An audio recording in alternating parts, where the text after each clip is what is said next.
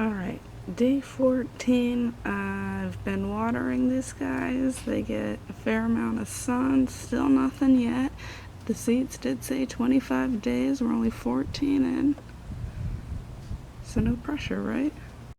Okay, so besides the seeds, we're also going to be reading Powers of Tens number 3 and House of X number 3. So this week, remember that Powers is going to be first and then House. Yeah, usually it's House and then Powers. Something else someone recently pointed out to me was how they kind of have like the matching X's on them, and I hadn't realized that, but if you look at number 2 and number 1 also both do it, and I hadn't realized because the ones on the posters don't match, the ones on the seed packets didn't match, but the ones on the actual books kind of mirror each other, and I guess that helps with the reading order as well. You can tell who's a set or who's twins or what. So first thing about Powers of 10 number 3 that I thought was really interesting was like the actual cover. There's a few new faces, there's one familiar one, but the thing I didn't realize at first was that this was like a pair of legs. Like I thought it was like a canyon or some like stone or like a cavern. I don't know. Like I don't know what I thought this was at first. But when I got home and like actually like looked at it, I realized we were looking between somebody's legs. I don't know if it's male, I don't know if it's female, I'm not too sure what character it is, but I thought it was a really interesting point of view, and I really like the coloring, especially the purple on this one. So we're just going to jump in, I'm going to flip until we get to the title page, and we're going to see what happens, okay? First off, we have a quote from Apocalypse. I feel like the quotes are also starting to get a little bit smaller now. It's not a big deal. So I'm just going to flip till we get to the title page.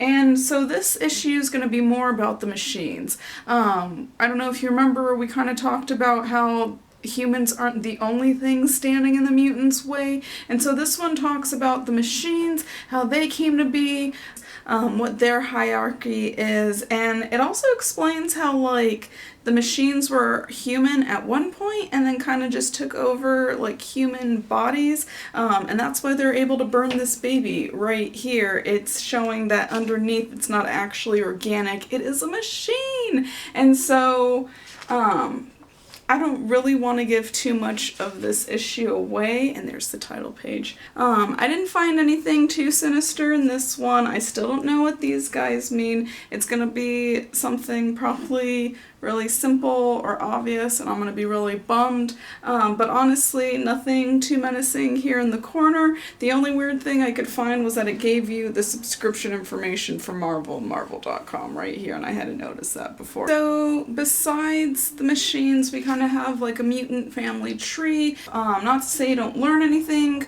from these guys, but there's, without this dang alphabet, it's driving me crazy. We have Apocalypse. We know this it means apocalypse. I don't know what the dots around it means.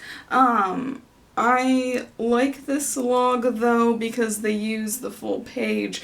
Some of the logs in the first two were a little more blank than I would have preferred. I'm just complaining about things to complain about things. This isn't actually anything of importance. Now I really don't want to give too much of this comic away.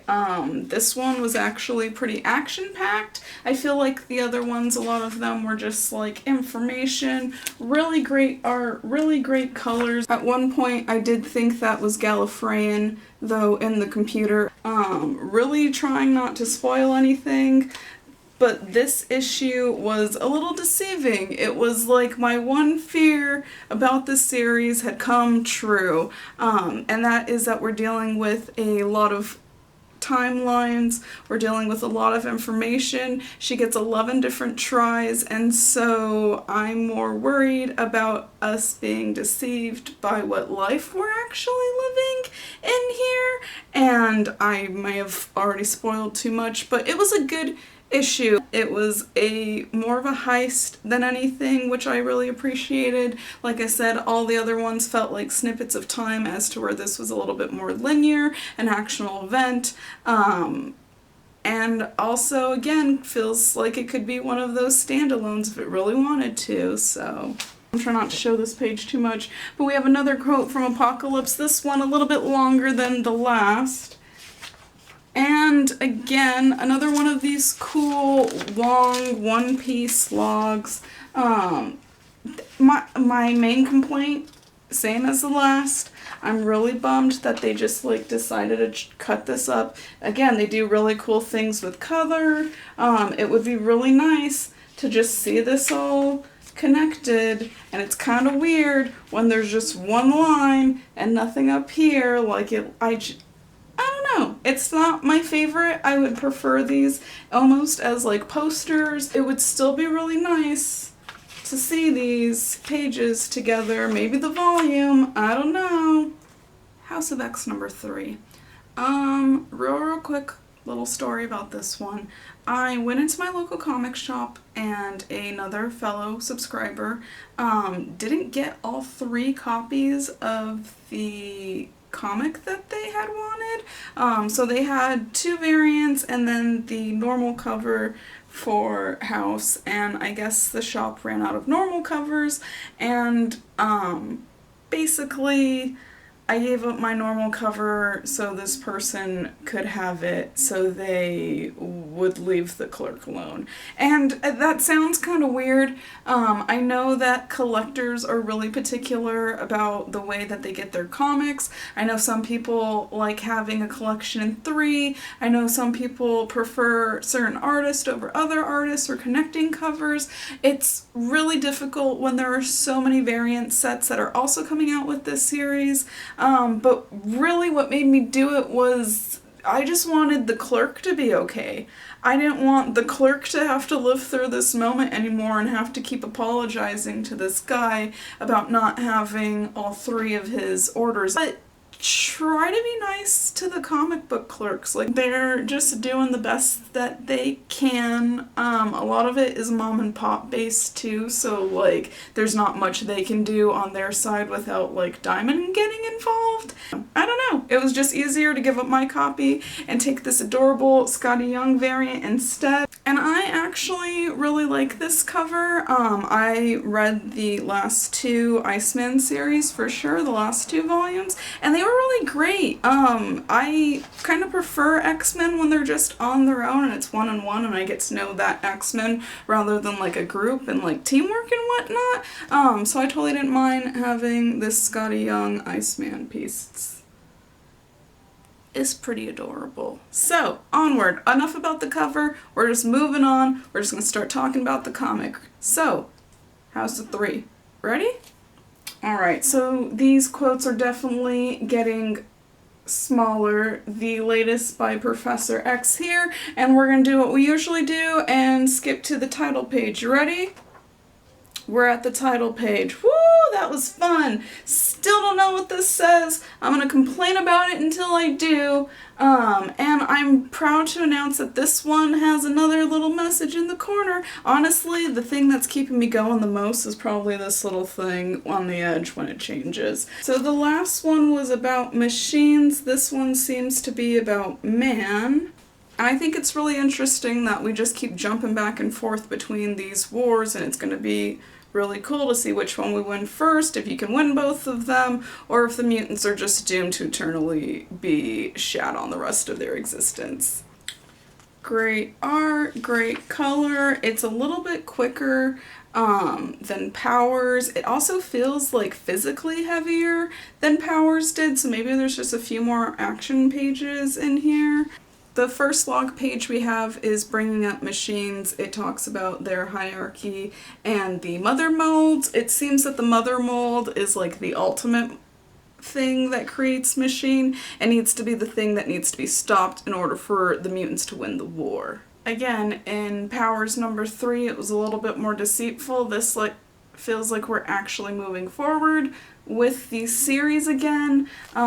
This log page didn't make too much sense to me. I totally understood like the steps up here, but the actual graph felt just more like prettier than like actual information. And finally, the one thing I've been complaining about is the Krakoan alphabet. I finally get to decode things. I have 5 books to go back to now and do all of this work. No, just kidding. Honestly, the reason I give the log pages such a difficult time is because I love how much little detail and how much they went into putting this world together. Like, they came up with a whole alphabet for a whole language for the mutants, you know? That's really cool. It hasn't been done before. The fact that they're actually using it in the book is really neat as well. And I know some of the log pages aren't like the greatest, or like I said, don't always make the best sense, but for the price that they are, for how many are coming out, it is really nice to know that there are reasons to reread this book. And really hope it's worth it, honestly. That's all I'm asking for, is that it's actually something cool. So, I'm going to take these guys, and I'm going to do these 2 pages real quick, and I'll come back, and I'll let you know what they say.